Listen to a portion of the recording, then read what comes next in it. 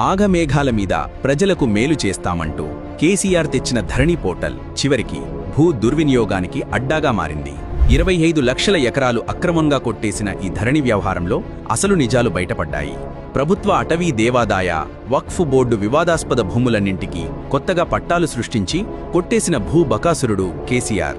పోర్టల్ను ఆపరేట్ చేసిన టెర్రాసీస్ సంస్థే ధరణి నిర్వహణలో భూముల వివరాలు మార్చినట్టు తేల్చి చెప్పింది.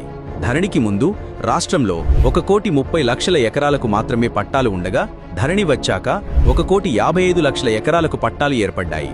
ఈ కొత్తగా పుట్టిన 25 లక్షల ఎకరాల పట్టాలు అసలు సామాన్య ప్రజల పేరు మీదున్న భూములు కావు. అన్నీ కూడా ప్రభుత్వ అటవీ దేవాదాయ వక్ఫ్ భూములవే.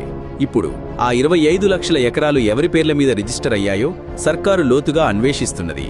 ఇది కేవలం భూముల దోపిడీ కాదు, తెలంగాణ ప్రజల భవిష్యత్తు దోపిడీ. ధరణి అంటే భూరక్షల కాదని కేసీఆర్ భూదందా అని బట్టబయలైంది.